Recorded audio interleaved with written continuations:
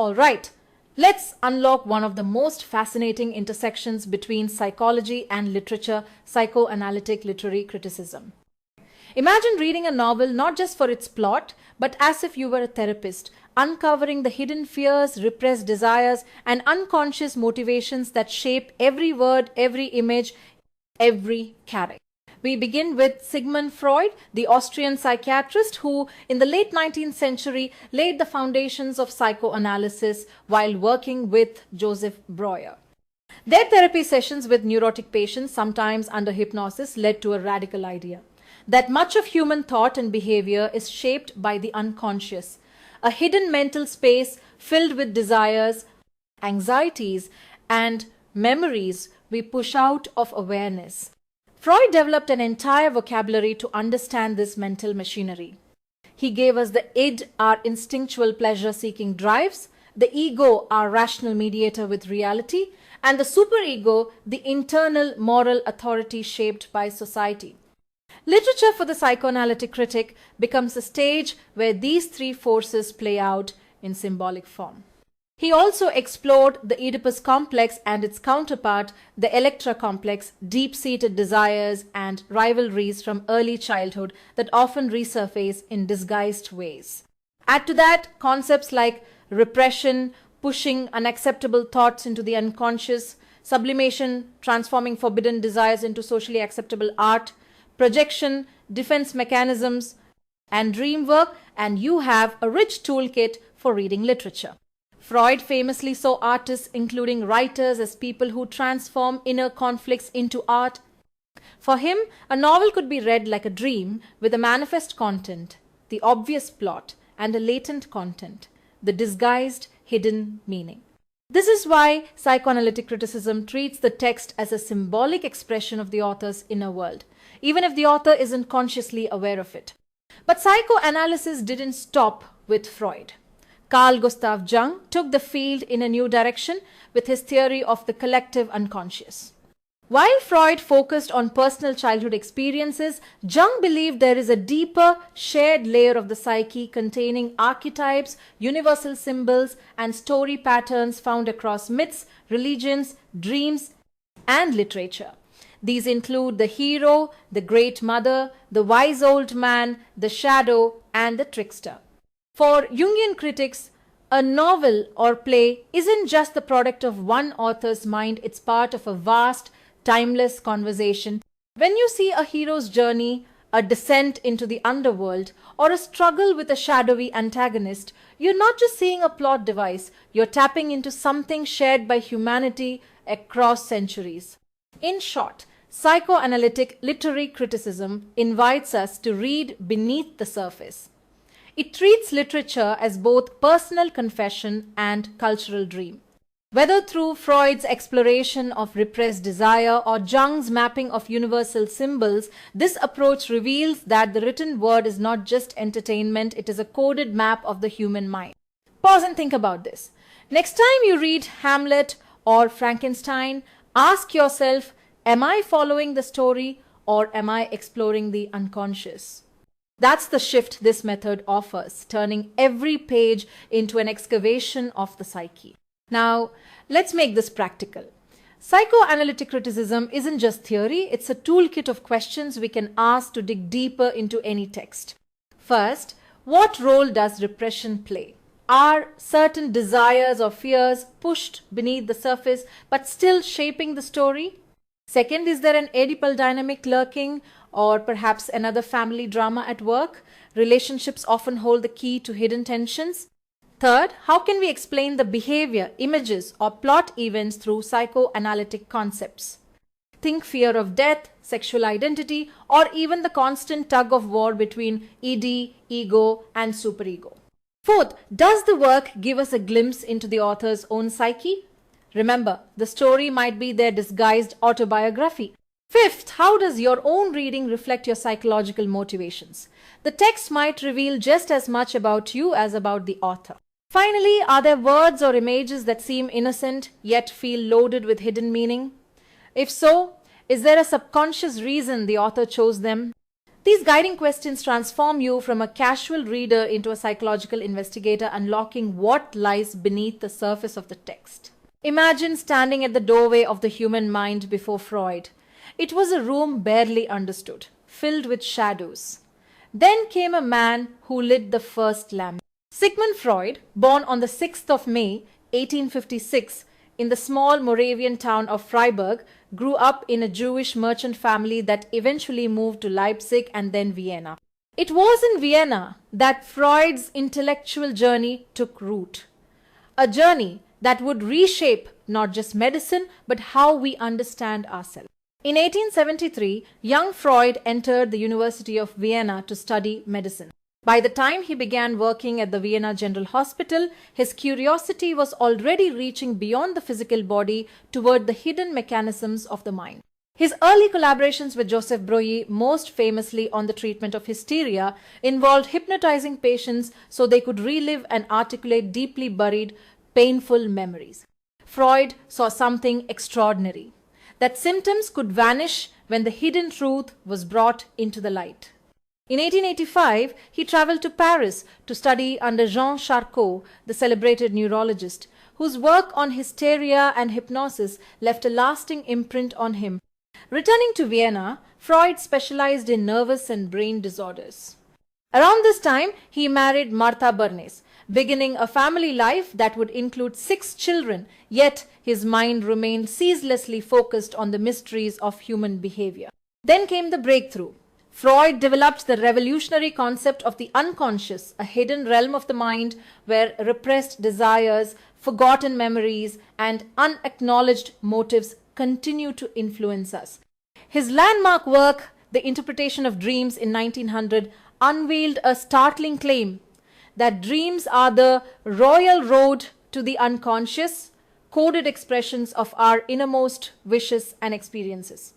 In 1902, Freud became professor of neuropathology at the University of Vienna, firmly establishing himself as a leader in this new field, psychoanalysis.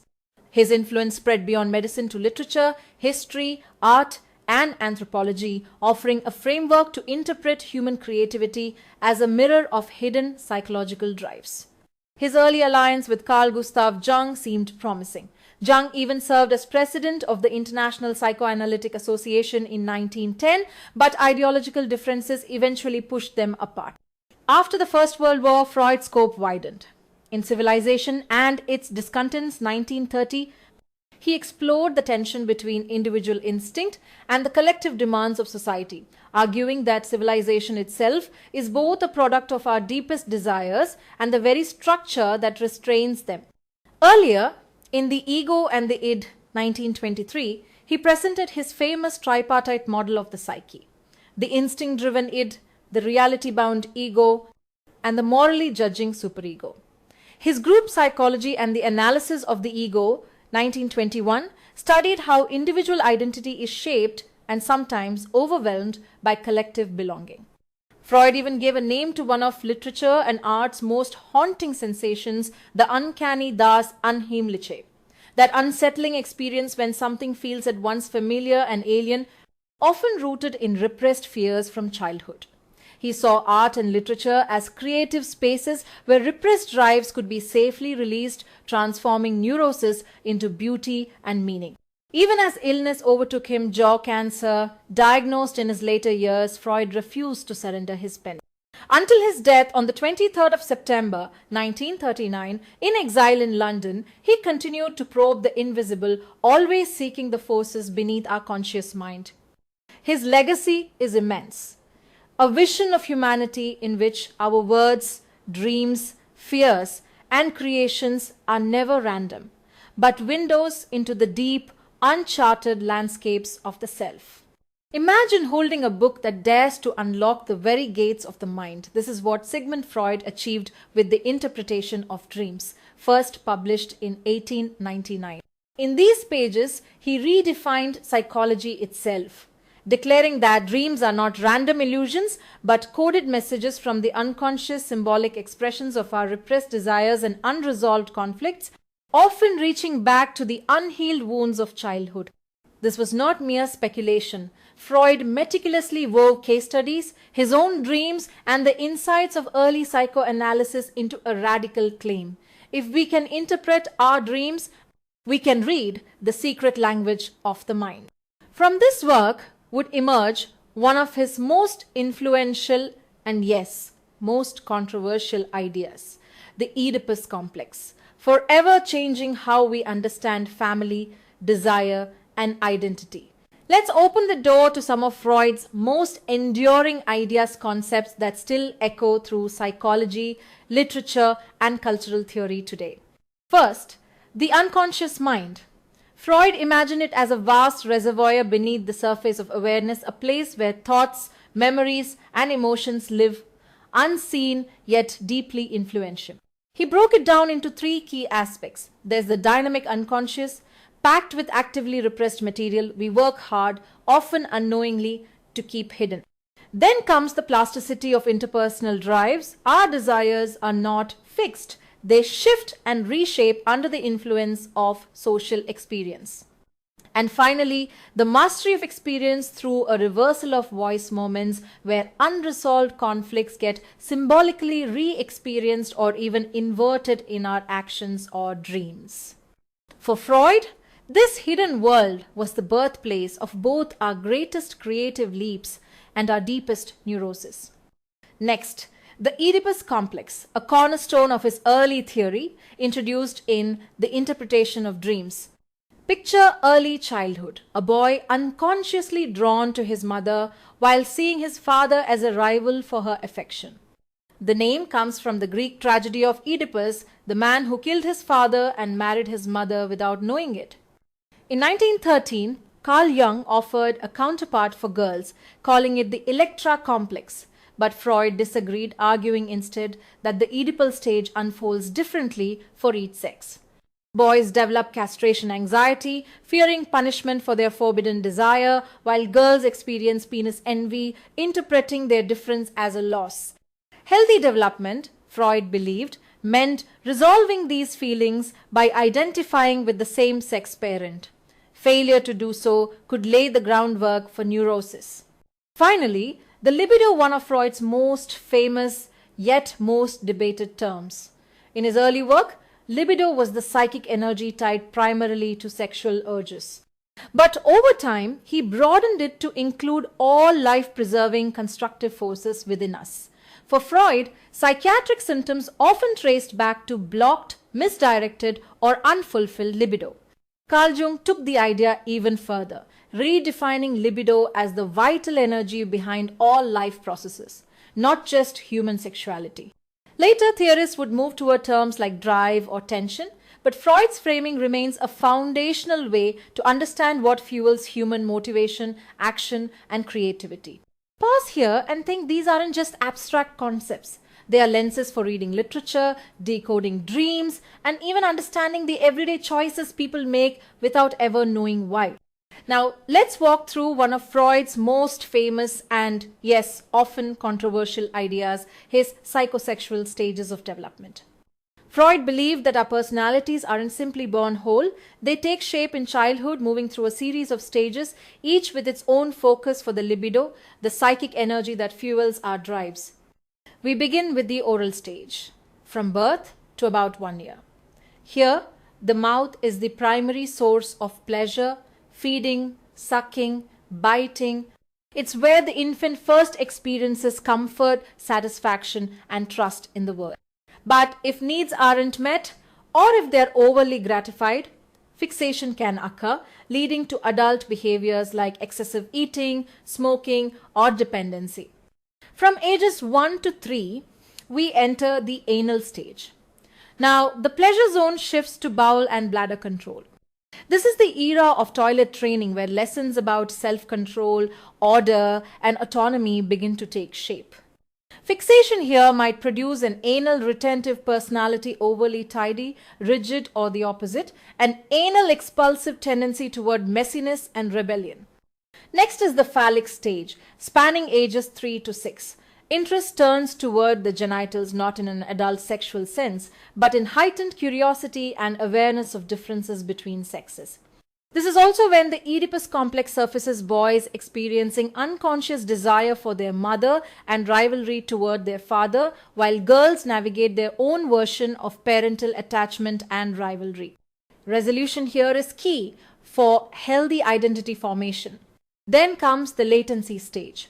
From 6 years until puberty, a comparatively calm period where sexual feelings go quiet, allowing energy to be channeled into school, friendships, hobbies, and skill building. Finally, we reach the genital stage from puberty onward.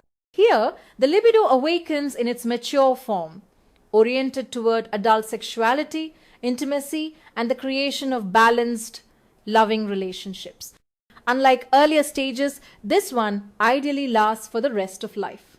Freud argued that unresolved conflicts at any stage could result in fixations, patterns, or habits carried into adulthood that shape behavior, desires, and even relationship styles. In other words, for Freud, the seeds of who we become are planted, for better or worse, in these early years. Let's now move to 3 of Freud's key works that take psychoanalysis out of the clinic and into the everyday world, into art, and even into the dynamics of society itself. First, The Psychopathology of Everyday Life, published in 1904. Here, Freud turns his attention to the small mistakes we make every day, slips of the tongue, forgotten names, misplaced objects, what we now famously call Freudian slips. At first glance, these seem accidental, harmless, even funny, but Freud argues that they are anything but random.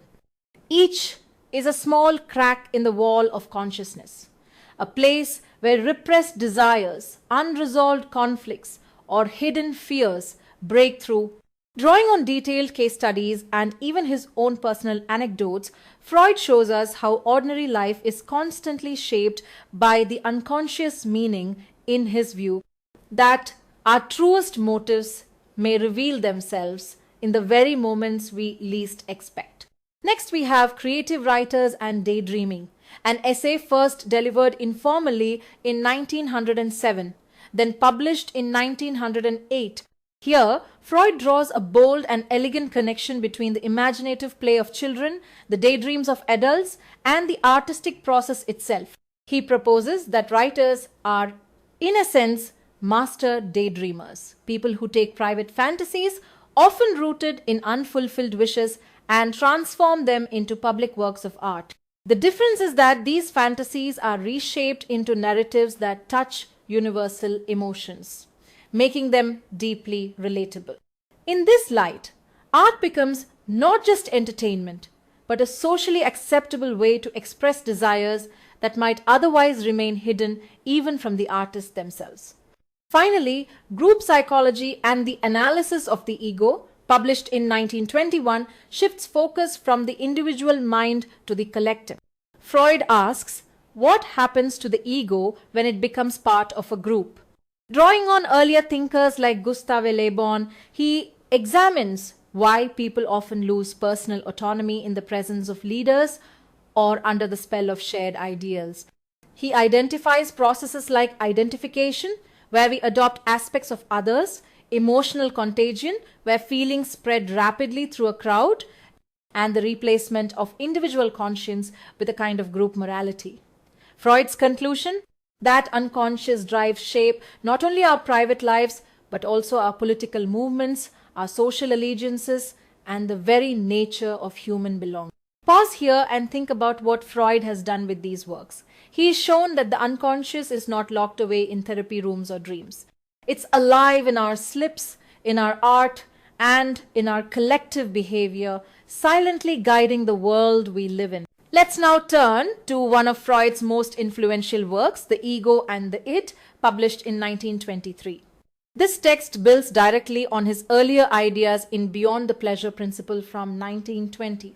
And here Freud offers what we now call the structural model of the psyche. He divides the mind into 3 distinct yet interrelated parts: the id, the ego, and the superego, each with its own role, its own rules, and its own relationship to consciousness. First, the id, think of it as the raw, untamed part of our psyche. It's present from birth, operating entirely in the unconscious, and it runs on one thing only, the pleasure principle. The id wants what it wants, and it wants it now. Hunger, thirst, sexual desire, aggression, without any thought for morality, logic, or consequences. It is amoral, timeless, and purely instinctual, the primal reservoir of psychic energy from which the other parts of the personality emerge. In Freud's view, this is where the biological drives that sustain life live untouched by the rules of society. Then comes the ego, the part of the mind that steps in to mediate between the ID's wild demands and the constraints of the external world. Operating on the reality principle, the ego knows that not every impulse can be gratified instantly or safely. It plans, it reasons, it negotiates. Its job is to find realistic and socially acceptable ways to satisfy the ID's needs, often delaying gratification to avoid harm or punishment. Freud describes 4 key functions of the ego: defensive, perceptual, intellectual, cognitive, and executive. Interestingly, while we often think of the ego as conscious, much of its work actually happens unconsciously, quietly managing the constant tension between desire and morality. Finally, the superego, the moral voice within. This develops as we internalize parental authority and the wider values of society. If the ID seeks pleasure and the ego seeks practicality, the superego seeks perfection. It evaluates our thoughts and actions against our internalized ideals, rewarding us with pride when we live up to them and punishing us with guilt when we fall short. The superego contains 2 parts: the ego ideal, which holds the image of the perfect self we strive to become, and the conscience, which tells us what we must avoid. Much of its influence is unconscious, but it shapes our moral judgment, our self-control, and our ability to function within cultural boundaries. Freud's model is not just a theory of the mind, it's a map of inner conflict. The id pushes for instinct, the superego demands morality, and the ego walks the tightrope between them. This dynamic, according to Freud, is at the heart of human personality and behavior, and understanding it is key to interpreting both personal psychology and the deeper layers of literature. In 1930, Freud published Civilization and Its Discontents, a profound reflection on the uneasy relationship between human nature and the structures we call civilization. At its core, the book argues that we are torn between 2 powerful forces: our instinctual drive for pleasure and freedom, and the strict demands of society that limit those impulses to maintain order. This constant tug of war, Freud says, leaves us in a state of perpetual dissatisfaction. Civilization thrives on restraint, but that restraint comes at the cost of instinctual joy. Here, Freud blends psychoanalysis with cultural critique, suggesting that repression is not just a personal struggle, it is the very foundation of human society. Let's quickly walk through some essential psychoanalytic terms you must know for the exam. The analysand is the person undergoing psychoanalysis, while the psychoanalyst is the one conducting it. At the core of Freud's model is the id, our instinct-driven unconscious, powered by the pleasure principle. It seeks immediate gratification. Balancing it is the ego, guided by the reality principle, which mediates between desire and the real world. Overseeing both is the superego, our internalized moral compass. Freud saw the libido as psychic energy, often sexual in origin, which can be invested in people or goals, a process called cathexis. Sometimes this energy gets redirected in socially acceptable ways, known as sublimation. But when urges are blocked, the mind uses defense mechanisms like displacement, shifting feelings to a safer target, projection, seeing your own desires in others, reaction formation, flipping an unwanted desire into its opposite, or repression, pushing desires out of awareness. In development, the Oedipus complex describes a child's unconscious attraction to the opposite sex parent, shaping personality. If conflicts here persist, they may lead to neurosis, a distortion of reality, or in severe cases, psychosis, a complete break from it. Freud also studied the uncanny, that eerie mix of familiar and strange, often tied to repressed fears.